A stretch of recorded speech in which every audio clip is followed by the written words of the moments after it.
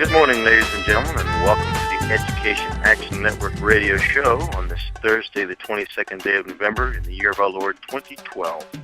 I am Harry Matthews, the Education Action Network administrator, and your host for this morning's show. Today we will be speaking with former Gilbert Public Schools Governing Board member Shane Stapley, who was the inspiration for the recently concluded Citizens Budget Committee for the Gilbert Unified School District Governing Board. Shane, are you online? I'm here, Harry. Thank you for having me on. Yes, and how are you today, sir? I'm doing very well, thank you. Well, it's good to have you on the show.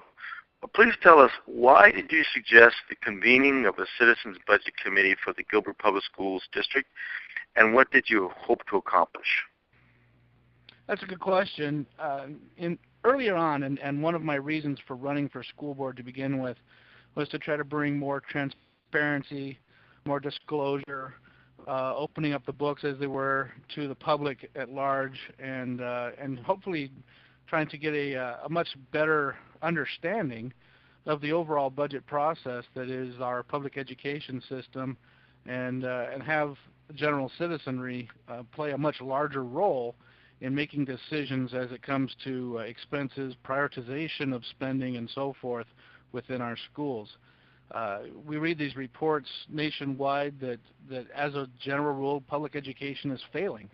And yet, year over year, we find that we spend more and more on education, and in the public arena at the very least. And we're finding that what many have always felt, that we're just not spending enough in education. Well, if we continue to spend more and more, shouldn't we be seeing gradual improvements in education rather than the opposite? And our statistics continue to show that is not the case. It seems as though the more we spend, the worse off we are. Sure. And what was the process that you went through in order to get the ball rolling to convince the district to assemble this committee? You know, I suppose that from one district to the next, there are different processes for how a district begins to gain traction, to do anything different, or to start up a new program per se. In the Gilbert Public School System, I think our process with this particular board has modified slightly. There are some philosophical differences between board members, and yet I think what everybody could agree on, or maybe had different motivations for agreeing with it, but for the most part, the agreement is that we need to have a better accountability for where monies are being spent, and who's going to ever say that, well, what we really shouldn't do is ever include the taxpayer in the process. That's political suicide. And so I proposed, as an effort to again bring more transparency and disclosure to the general public on where money is being spent, to start up a citizens budget committee, and that was first suggested about this time last year, February, March, as an item for future consideration. Most things anymore now are brought up as an item for future consideration on our agenda. Part of that is due to open meeting law requirements. The other part, I think, and fear, is that it also tends to slow the process down. And again, those philosophical differences that exist between board members, requiring these items like this to be made as an item for future consideration, can help slow the process down rather than bringing these items up in an agenda straight away, or beginning a process that the district certainly has the full capability of starting a process like this without needing board approval or board involvement. But again, because these sorts of things are not necessarily in the best interests of the district bureaucracies, the district boards, they really would rather you just hand them their bucket of money and they decide how to spend it and go about their merry way. And yet there are two primary responsibilities for all school boards across the state. And those two primary responsibilities, there are many responsibilities. As a matter of fact, the school board, the buck stops with the school board. They're responsible entirely for what's in Title 15 at the local level. Title 15 is the section of Arizona Revised Statutes that deals with public education. And again, you may find philosophical differences within board members as to what their responsibilities are with regards to Title 15.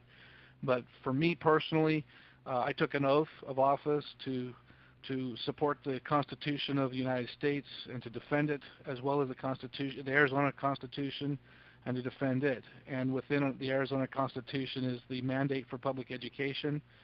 And so I took very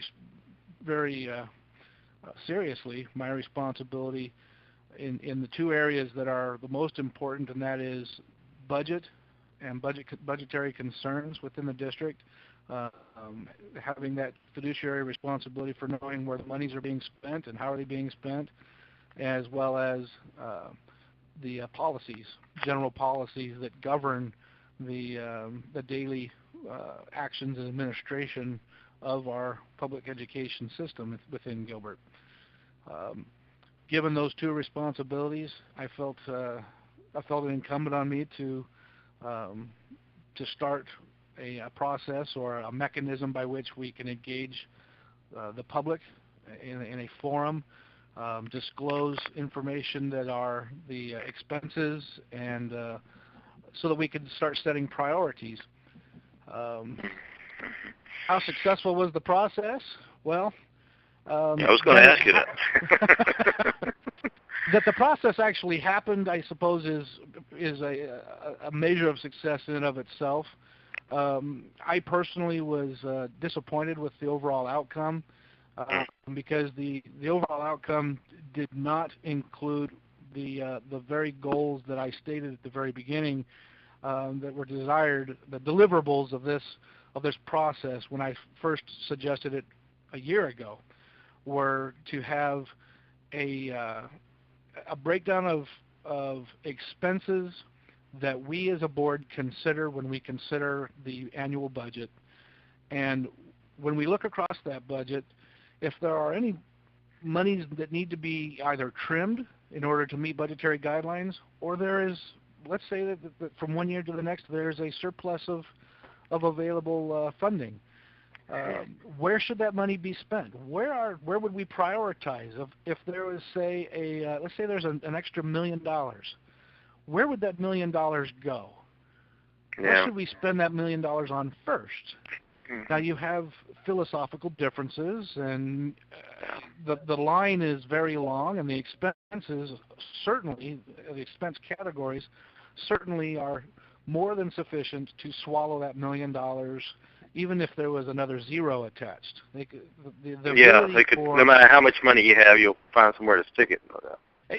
Exactly. And so, I mean, that is human nature in general. Our capacity to spend far exceeds our means available.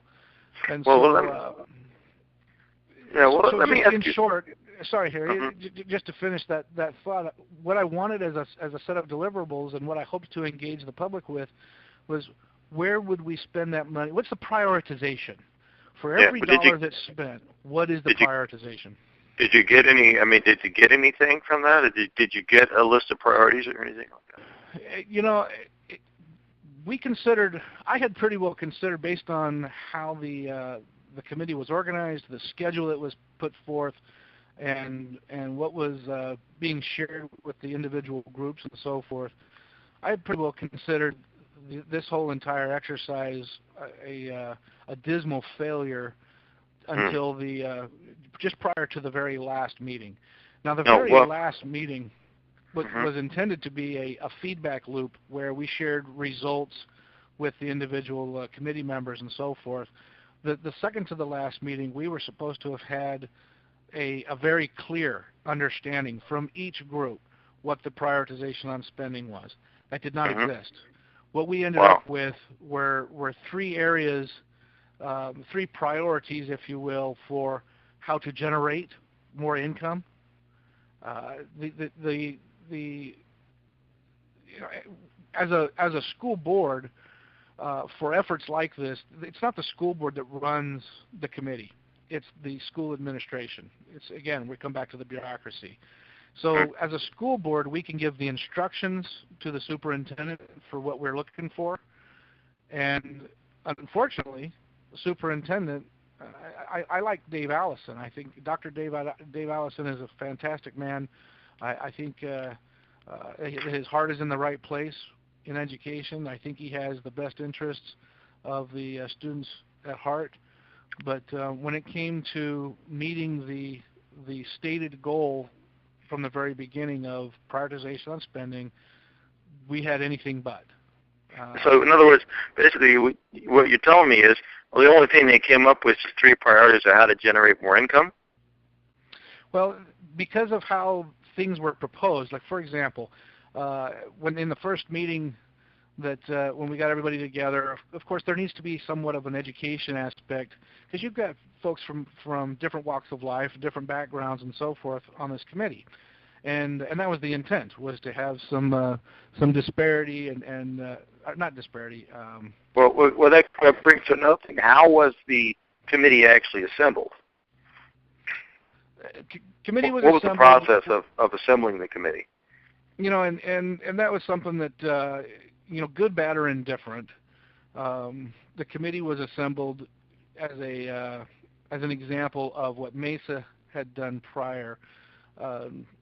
Dr. Cowan, the superintendent in Mesa, went through a similar exercise where he identified 40 people from the general public and from within the district and so forth, and so David Allison decided to follow Dr. Cowan's example as well, and again, whether it was effective or not, good, bad, or indifferent.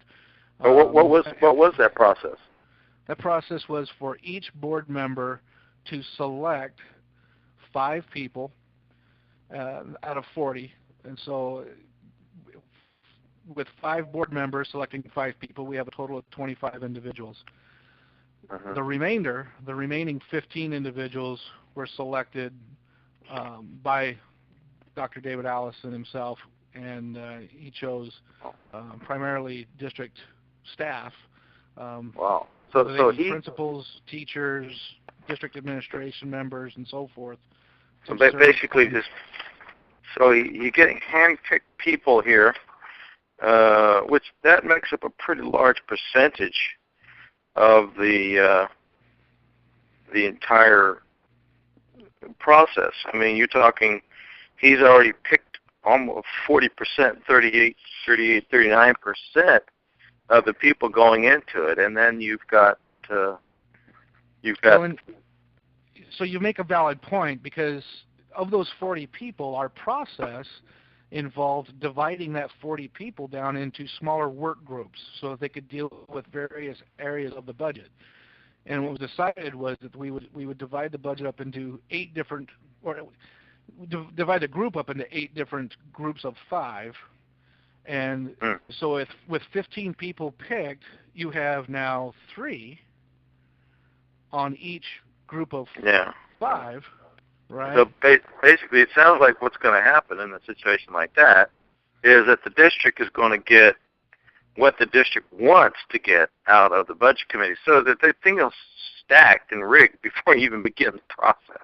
I actually went to a couple of those meetings, and it really sort of looked that way to me, where literally Dr. Allison was prompting people for questions. There was one particular situation where somebody would ask a question, and he would correct them and say, no, well, we don't want to ask those kind of questions. Ask these kind of questions.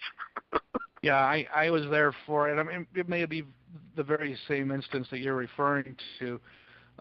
One of the primary individuals dealing in the finance department was asked a question, and the answer that I heard him give was, That's not the question you should be asking. The question you should be asking is, and he reframed the question in such a way that was far different and had a completely different inference than the original question that was asked, and it effectively steered the conversation away from prioritization on spending, which was the very core, the very goal that we were looking for. And so it's no wonder that what we ended up with was a missed goal. That the deliverables were missed entirely. Now, you said that, interestingly enough, you started out talking about looking for prioritizing spending, and you ended up talking about looking for ways to generate more money, which seems to be a completely opposite goal as originally was intended. I mean, first of all, the thing about a school district focusing on raising more money, I mean, I feel like they should be focusing on the children and how to improve their education with the funds they have, rather than trying to figure out just how to get more money. To me, you know. Well, you see, that's the misnomer, Harry. Is over and over again, as a general public, all we hear are the 30-second sound bites, right? Because that's about all the time that's ever given, and the sound bites sound good, right? Prop 100 2 years ago ran on the campaign of, "Isn't your child worth half a cent?" Well, who's going to stand up and say, "No, my child's not worth half a cent"? Who will ever stand up and dare defy that 30-second soundbite? And yet what we have as a result is a past proposition, which, by the way, is one of the worst ways to legislate. Throw something out like that to the people, and it's completely emotional. And what we end up with is the single largest sales tax increase in 2 decades of Arizona history. But then didn't necessarily all go to education even. Well, half of it is supposedly going to education. So of the $1 billion or $3 billion that's raised over 3 years, so it wasn't 1 cent. It was 3 trillion cents. I mean, it's a cent sounds okay. 3 trillion cents. Well, that's a little different, you know. Right, right, and of course it's viewed as 1% increase, which of course is. Or am I doing my math right? I forget. 3 billion. What's 3 billion in cents? I can't do that. Maybe it's. No, I guess it's 300 billion cents. Is it something like that? Anyway, it doesn't matter. It's a lot more than a penny, though. That's the point. 300 billion pennies. Yes. Yeah. So yeah, but that doesn't look as good on a bumper sticker. No, that's hard to. That's So the question is, is your child worth $1 billion? Well, of course, my child's worth $1 billion, isn't yours? I mean, how do you put a price on human life? Just I don't have $1 billion. That's the only problem. We got to come back full circle to the whole notion that we started off with. Does more money mean better education? Yeah, well, of course, according to the Goldwater Institute, we're spending now 4 times as much as we did on education 50 years ago. That's and our test scores are not higher, and which in and of itself is depressing, because test scores are measured in different ways today than they once were, and not necessarily better. But you said that they had 3 priorities for raising more income. Did you remember what those priorities were? It wasn't necessarily priorities. It was as a prioritization. I did use the word priority, and I shouldn't have. It was the 3 areas. Give me 3 suggestions. 3 areas. And so how this opened up to begin with was, here's where we spend money. Here's where we receive money. Now, here are the expenses for this general area, whether it be maintenance and operations, or whether it be transportation, whether it be food services, and these are the various areas of the budget that were considered. And the administrators from the district were there to explain to the members of those various committees that addressed those budgetary areas. So you'd have a 5-member group of the committee discussing transportation and transportation expenses. Another area of the group would be discussing food services.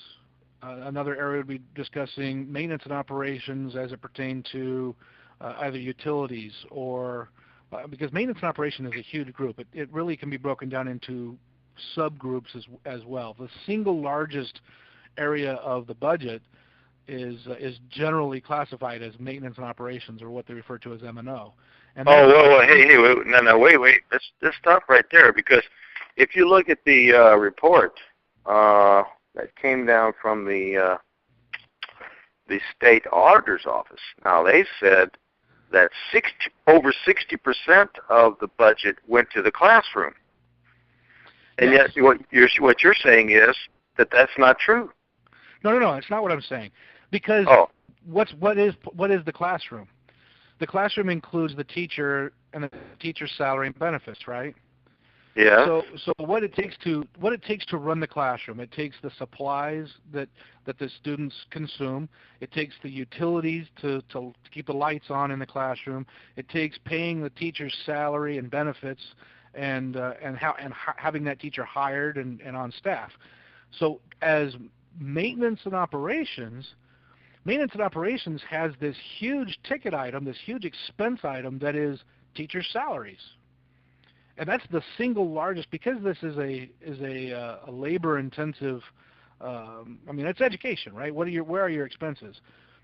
The people that are hired to teach, and so because it's a labor-intensive industry, your single largest expense is your labor, your salary, and your benefits, and so your teaching staff being a component of that dollars to the classroom, which, I'm sorry, that's somewhat of a misnomer. Until dollars in the classroom is fully vetted and you understand what is meant by dollars to the classroom, because what does that really mean? Yeah,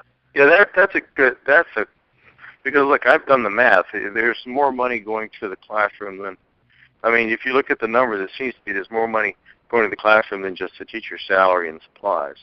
But from one report to the next, the dollars to the classroom, even if budgets stayed exactly the same, the reports for dollars to the classroom may vary because they're counting things differently. One report might count the expense of textbooks, whereas another report might not. I'm just using that as an example. I don't think that's realistic, but I just use that as an example that certain consumables might be included in one category, whereas they're not in the next report the following year or the next time that the audit is done. So you'll have nuances and differences from one report to the next, and yet the report says, hey, XYZ district is putting more dollars into the classroom, because politically, more dollars to the classroom equates to all of us intellectually, even though we have no real basis for this. Intellectually, we think, well, it's more dollars to the classroom, better education. It equals better education. And yet, even still, I have not seen this correlation. What's wonderful about Arizona is we actually have a control group. Scientifically, when we go back and we remember our science classes, and remember when we're going to conduct an experiment on anything that might change the results, we also have to have a control group. Now, for all intents and purposes, our control group in Arizona and even across the nation could be that of private education. So we're talking about the efficiencies and capabilities of public education versus private. And in Arizona, we actually have a kind of a quasi-middle group as well, a blended group that we refer to as charter schools. Now, they fall under the public school umbrella as well, but by and large, we have public schools, which are divided into district schools and charter schools, and then we have private schools. And as we look at each of these entities, and we see the efficiencies of education, and how would you measure one across the other? If you measure the standardized test results as one of the benchmarks, standardized test results, you'll find that district schools underperform, even though they receive the superior funding, even though they receive far more money, they are underperforming as a general rule to charter schools and to private schools. Private schools, while you and I might spend several $1,000s to send our son and daughter to a private school, more often than not, and the average cost per student at a private school is less than the funding received in our district schools. Yeah, there's a report here from the Cato Institute that was released in 2010, and they said that I'm going to read it right. I'm going to read the report. It says real public school spending is more than 75% higher than the estimated median private school spending of just under $7,000. And interestingly enough, they also state that Phoenix area schools spend 27% more than they report, which goes back to the same thing that you were saying, that when they report things, they sort of fudge the figures in a sense in order to make things look more rosy in certain situations and less rosy in others. Like I don't know, whenever I hear about test scores, whenever they want more money, we're 49th in the world, for spending, or 49th in the country for spending. Whenever they need more money, but when they talk about how good their school is doing, then suddenly they're doing really good. But well, what's interesting is when you start quoting statistics, and this can get difficult. Mark Twain said, "There's liars, there's damn liars, and then there's statisticians." Right? So, when we start comparing one resource to another or one statistic to another, oftentimes we can, for lack of understanding exactly what those statistics are representing and what is the empirical data supporting it, we might be comparing apples to oranges. But the bottom line comes to the general. I just can't help but read the New England Primer, for example, which was the very first reading textbook that was produced in America and used as a resource for reading for grades elementary through middle school, and was used for decades, and was extremely successful. And yet, if you ever get a chance to read that, it's a small little book. Oh yeah, I actually have several copies of that. It's amazing what a third grader was expected to know in the 1800s. The vocabulary and the complexity and the conjugation of verbs and sentences within that little. And not only that, the Catechism of the Constitution. You had to understand the Catechism of the Constitution before you get out of the third grade. And I dare say there's hardly a college professor with several PhDs walking around the U.S. today that has such knowledge. Well, and unfortunately, we can't discuss the Constitution in our public school systems because the preamble mentions our Creator, and we have no room for God in our education edifices any longer. Interesting. Which is, I say that in jest. It's interesting that since 1963, which is pretty much the date which Supreme Court, in an unprecedented move, supported. It was the first time in U.S. history when a minority group was able to override the majority opinion and removed God. Because even today, if you wait a minute, you mean the situation where a minority overrides the majority in this country? I thought we were a democracy here. What's going on? Well, no, and interestingly enough, when you ask folks, what kind of government do we have in our education system, more often than not, you'll hear people say a democracy, and yet it's to the republic for which it stands, one nation under God, that we pledge allegiance. Well, you seem to be suggesting here, Shane, that our education was better before They took religion out of the schools. Not only that, because I am suggesting that. In fact, I'll just come right out and state it, that when we had an education system that embraced not just a belief in God, but all of the various aspects and character traits that are espoused in, say, the 10 Commandments. Sure. You know, thou shalt not kill, thou shalt not steal, thou shalt not lie or bear false witness, and so forth. I mean, these are the things that... Life, liberty, and property, right there, the Ten Commandments, and also in the Declaration of Independence. Of course, how can you possibly have a civilization if you don't respect, first and foremost, those three things: life, liberty, and property? You can't. But you can't. It's been shown historically. You just flat can't. I mean, you'll see the rise and fall of empires, and in every single case, the rise of the empire was based on the support structures and respect for individual civil liberties and the protections. The government offered protections of life, liberty, and property.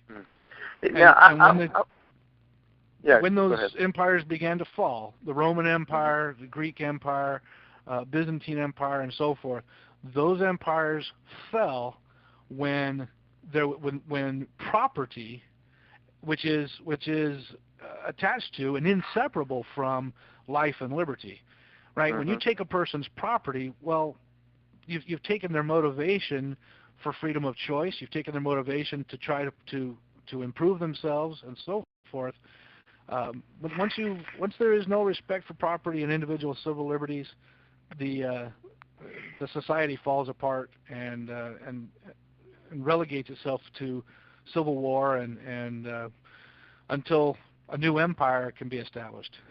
And so I'm gleaning from what you're saying here that basically when people begin to trade their life, liberty, and property in exchange for security, they end up with none of the above. I agree. So we started this as a result of bringing it back to school boards and individual school boards in local areas and to the public education system as a whole. You have at the end of one spectrum the Communist Manifesto that is a strong proponent of public education. You have as well. You have the U.S. Constitution, and after the establishment of our country at a federal level with the U.S. Constitution, there was the establishment of the Northwest Ordinance, and the Northwest Ordinance spelled out a public education system and some of the tenets of that public education system. So you have the Northwest Ordinance and the Communist Manifesto, both of them strong proponents of public education. So what's the difference? In the Communist Manifesto, public education is used as a tool to inform the masses as to how they will think, what they will learn. The government decides for them what's important for them to know. The Northwest Ordinance, however, believes and establishes a public education system that doesn't necessarily tell you what you should think or how you should think or what's important for you to know, but literally puts in place the resources and mechanisms so that you can learn and you can establish yourself among your peers and your citizenry to become a successful citizen, to become a better and more efficient citizen, a more responsible citizen, and so forth. We're getting right down to the very fundamentals of what the purpose of education is all along. It seems to me like, based on this conversation, our current system leans a little closer to the Soviet model than it does the original American model that was set forth back in the... You're absolutely right, and we're continuing to move more and more that way. The Communist Manifesto is right around the corner for us from a public education standpoint, because we have what's called Common Core curriculum standards. Yes. Now these Common Core curriculum right down standards, from the government telling us what to think. Exactly. They've been put together and established by the NAEP, That's a national or federal level of the arm of the education.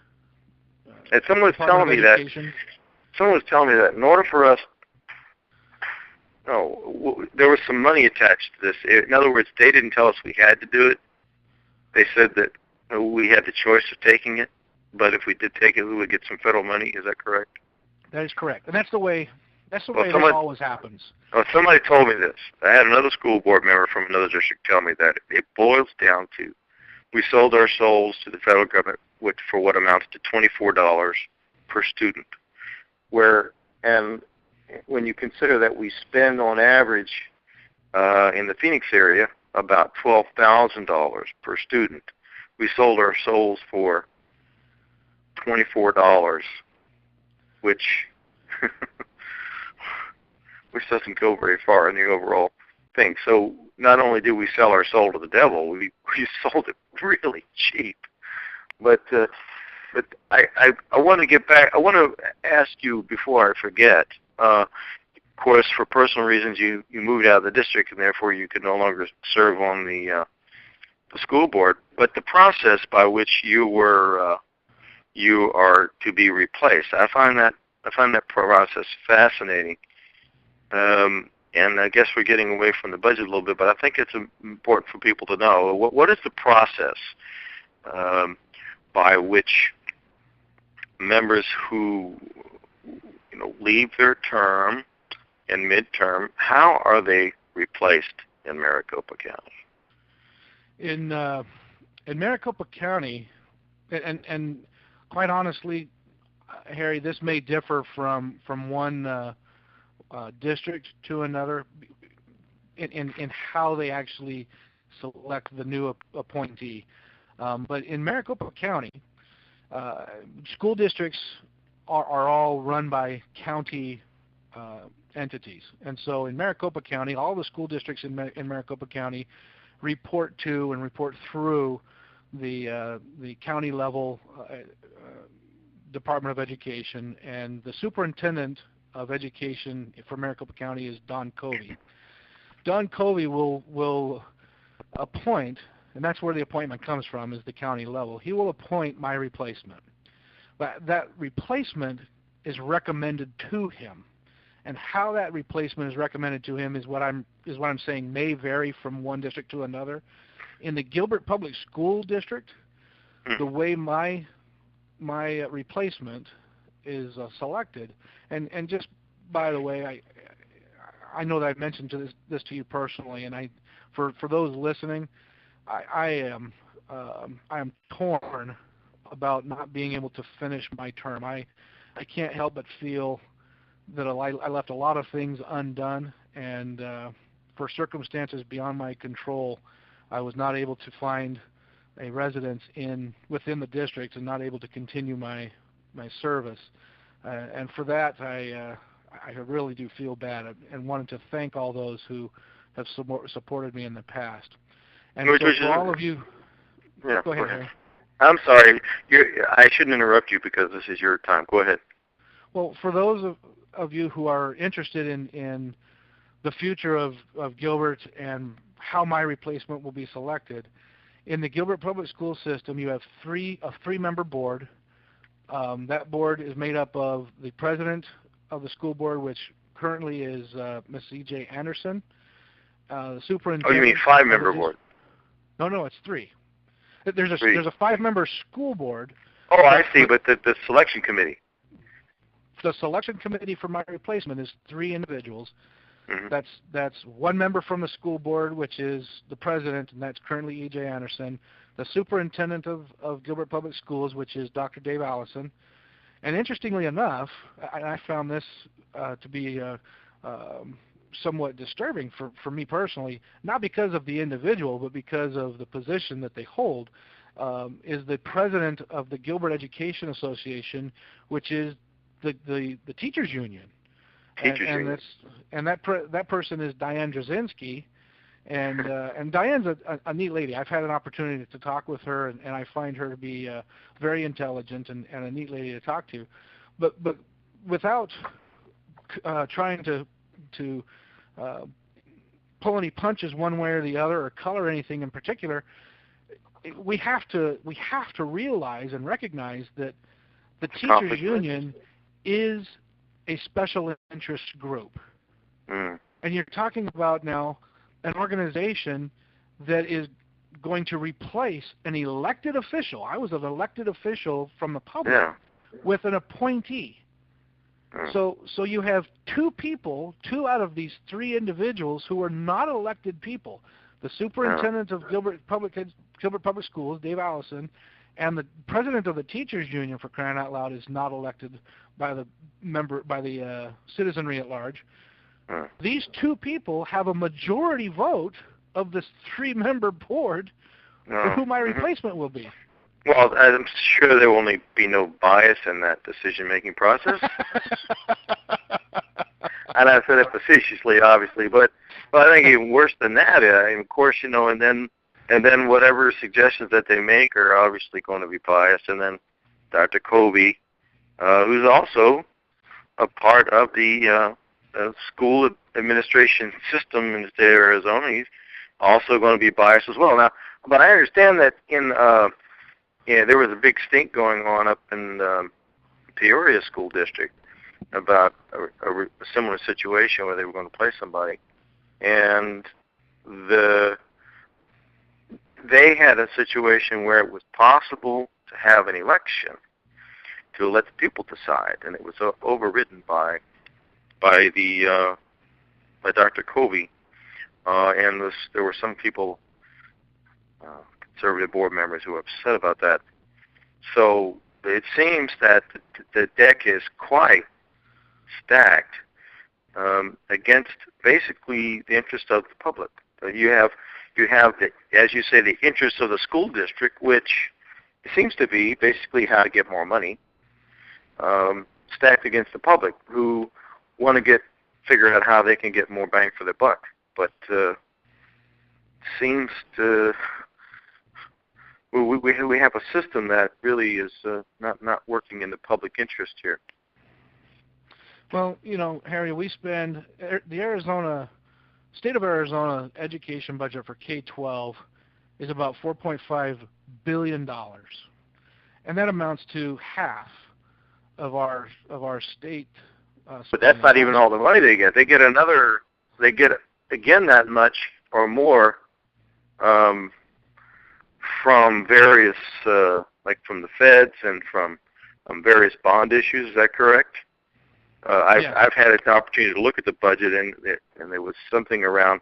Well, this has been a couple of years ago now. It might be a little less, but it was something on the order of like $10 billion that was going into the K-12 system. At that time, it was like 60%. This was about a couple of years ago. It may have gone down a bit since, but certainly not drastically. But it's a remarkable amount of money. Yeah, your point is well founded. It's certainly not the limitation of the amount of money they receive. I was just simply pointing out that of the state general fund, we spend half our money. Right, general fund. Absolutely. On education, and that's the point of that is an awfully big stick. Yeah. It's huge. And I mean, $4.5 billion. And when you think about that for just a moment, divide that by the 1.2 million students that we have in Arizona. That's about what our statewide enrollment is, 1.2 million. And the numbers become staggering as to what we're spending on students just from our general fund. That is a huge amount of money, a massive amount of money. And that would automatically create a huge lobby in the State House, would it not? It certainly does. It not only creates by lobby, yes, you have several interests that the single largest, and they are unabashed about it, is the Arizona School Board Association, which works hand in hand with the legislature on an agenda that is set on an annual basis. The Arizona School Board Association receives its money by charging individual school districts fees or dues. It's because it is subscription based, so they're dues and we hear that word used in relation to union membership, and indeed you could the correlation and the comparison is not too far apart. You have within individual school districts that are paying their subscription fees or their dues. Out of about 240 different state school districts, the vast majority of them, over 200. But they have a lot of money, but yet they're really not. They don't represent the majority of the teachers, though, do they? As far as the union, no. The GEA, for example, and so I was talking about the ASBA or the Arizona School Board Association. Right. But I think what you're referring to is the teachers union or the GEA in Gilbert. The Gilbert Education Association accounts for about 34% of the overall teacher population. So, isn't it true that Gilbert Public Schools actually has their very own lobbying firm? Yes. And now we have 227 school districts. You think that all of those 227 school districts each have their own lobbyist? I doubt it. I mean, you have some school districts on the books that are, not very big. They're not very big at all. But certainly, I would say that that school districts similar in size and scope to Gilbert, absolutely, they most certainly have retained some sort of a legal or a lobbying entity of some sort. So Gilbert Public Schools. So now you've got that lobbying entity. Just for anybody who's listening, that lobbying entity is Demena and Associates, with Ken Demena as the primary contact. And, how you and spell what's that? interesting in Demena, Demena. And what's interesting is when I started asking questions about this of our superintendency, I also asked, how many times have you spoken with or invited the state representatives, the legislators for our district? In Arizona, we have, people should know this, but if they don't, it's very quickly, Arizona is divided into 30 legislative districts. Mm-hmm. Of those 30 districts, there are 2 representatives and 1 senator. So our state legislature has a total of 90 people, 60 in the House, 30 in the Senate. That means that in our district, that Gilbert Public Schools is a member of, we have 3 legislators that Gilbert could go to. And, of course, that's going to change slightly with all the redistricting. But right now, today, there are 3 individuals that Gilbert Public Schools superintendency and administration could engage with on a regular basis for legislative concerns. Instead of spending $50,000 a year, which is our current ticket, to retain the services of Demena and Associates, and Demena and Associates is not beholden exclusively to GPS. As a matter of fact, they may find themselves in a situation where they're representing one school district with a contrary position to our own. Mm-hmm. It's kind of like one of our school board members who actually is marketing director for school for the Mesa schools, which is another conflict. It's exactly the same thing. Similar. Interesting. Very similar. But you would literally find yourself in a situation where we're spending $50,000 a year, whether that's right or wrong or indifferent, and I've got an opinion on that. Whether that's right, wrong, or indifferent, you literally have a situation where your lobbyist representing you is in front of the legislators and saying, now, for purposes of Gilbert and any other district that's on Gilbert's side, here is what their desires are with regards to this particular legislation, this particular bill. And oh, by the way, these other school districts that I represent have a contrary opinion. So it might actually be a waste of money. So the legislators sitting there scratching their head saying, okay, Mr. Demena and Associates, what is your position then? Well, my position is that I'm going to continue to take the money from the school districts that they offer me, and I'll let you flip the coin and decide. Well, now, this is we're spending $50,000 for a lobbyist, which is questionable, and then we're not really necessarily getting someone who's working their interest.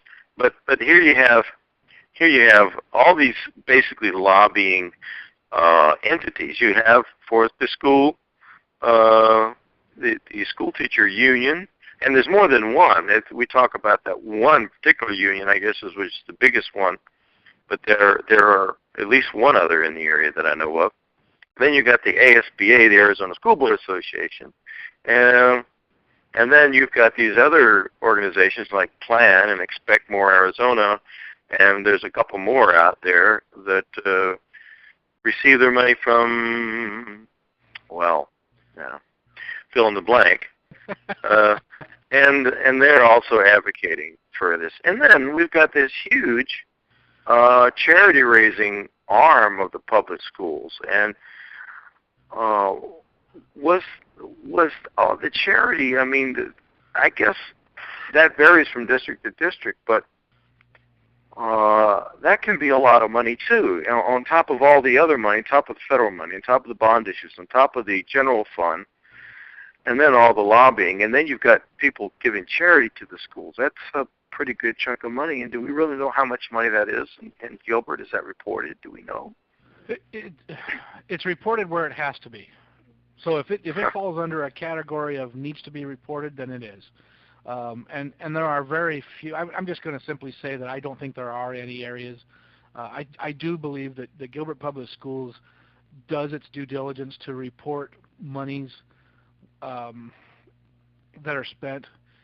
But I think that Gilbert Public Schools is no different than any other entity, public entity, and herein lies some of the rub. You have reports that are required by the Arizona Department of Education. Okay, the state board or state entity that governs education, and there are certain reports that have to be filled out. It's kind of like doing your taxes, add up all of these particular types of expenses and include them on line A, and then all of these types of expenses, but accept these kinds of expenses on line B. And so how those categories of expenses or categories of spending are identified will vary from one district to the other. I can give you a case in point.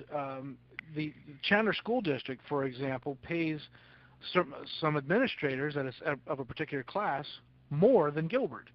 And so it's difficult for Gilbert to compete with Chandler in certain areas. And yet when you look at the overall reports on spending, administrative spending as a percentage of the overall budget, Chandler is no different. In fact, they're lower than Gilbert in a few areas. How is that possible? How is it possible that Gilbert can actually be spending more on the reports, but then having a difficult time competing with Chandler because we have Chandler coming and soliciting our employees? It's an interesting situation, and what you have to look and realize is they're playing the game.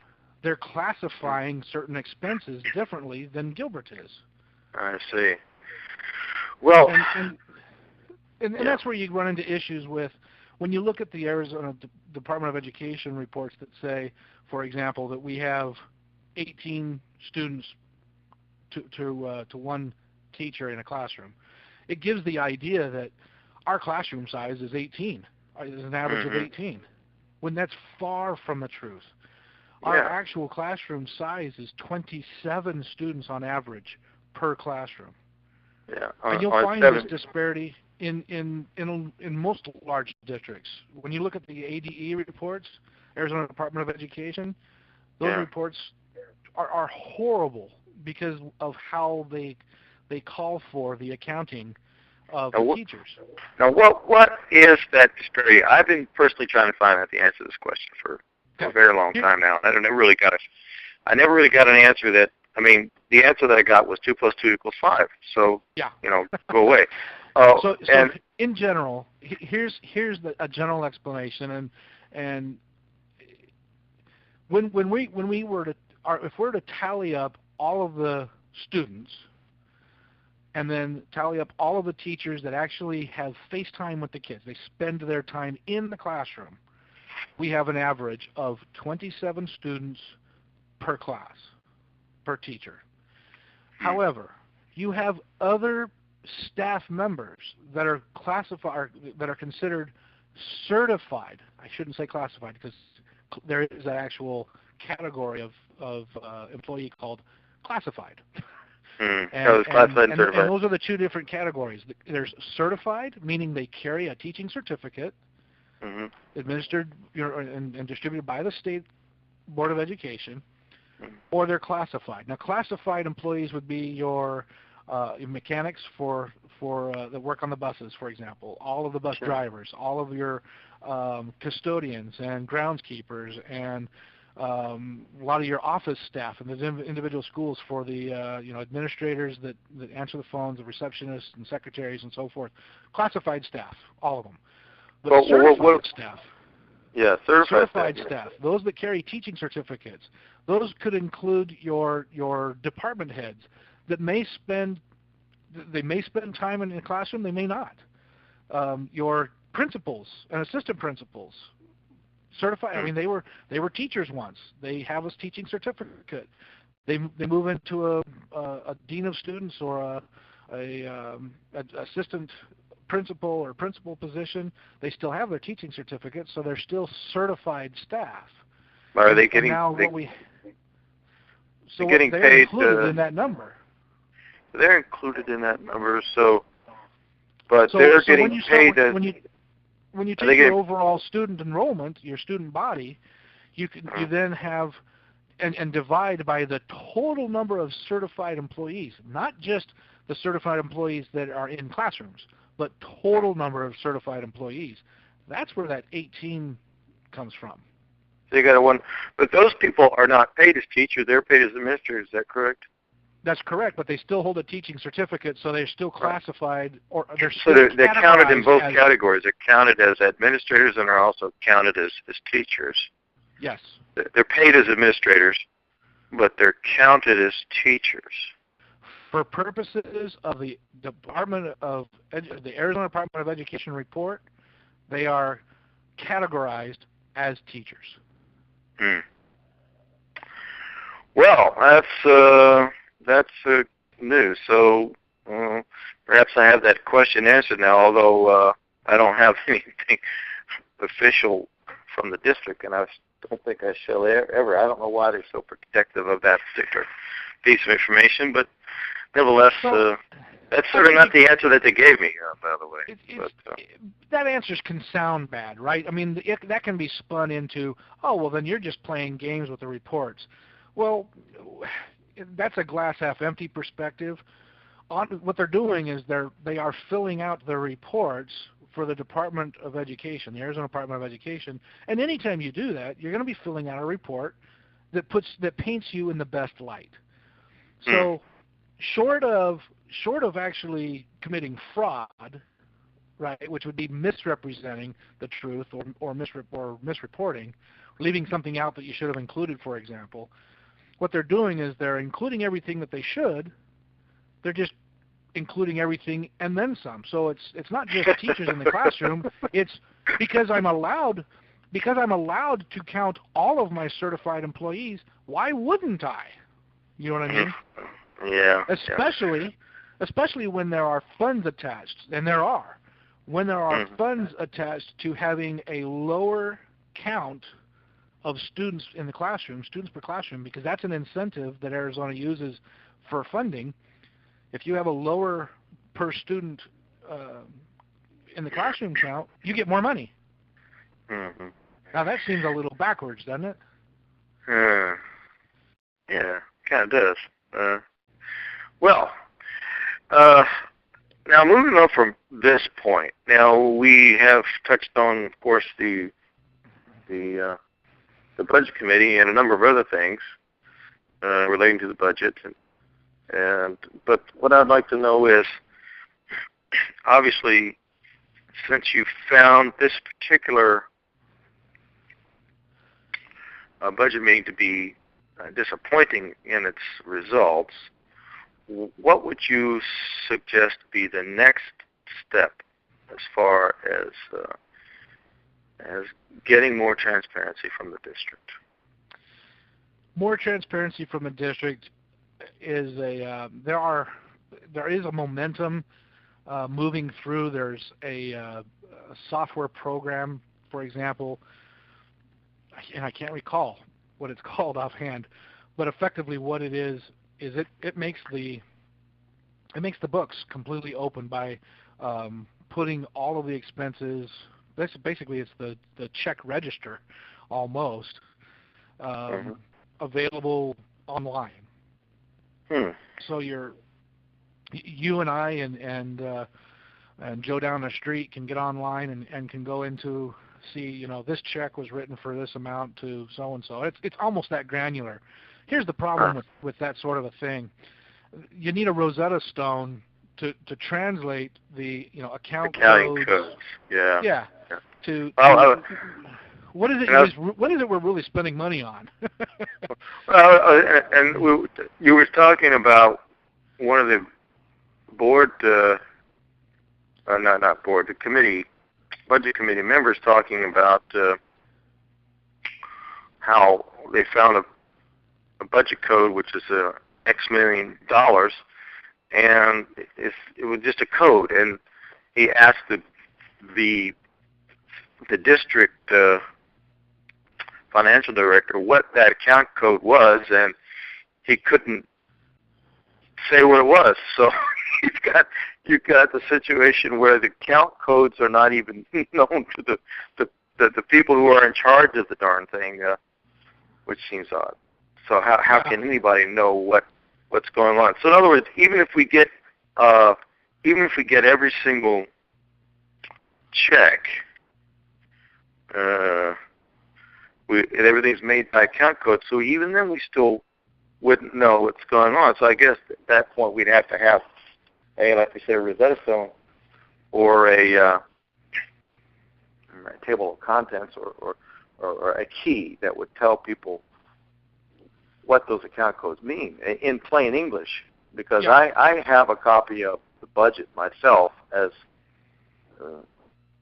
in digital and hard copy format, and I can't make heads or tails out of any of it because I'm using all these opaque terms that no one would know, and perhaps if you're an accountant you would know what some of those terms were, but even then, I think that some of those terms would be strange to a typical accountant and peculiar to public school district budgets. But anyway, I will have to ask you: do you have any future plans working with school boards? I guess you're in the Higley School District. I am. I'm now in the Higley School District, and as far as future plans, one of the requirements is that you have to live in a particular school district for at least a year before you can run. And of course, our election cycle is every 2 years. And so, 2 years from now, there may be an opportunity to get involved. At the school district level, it would be the Higley School District. I am not committed to getting involved in that just yet, but I'm also I haven't decided to not.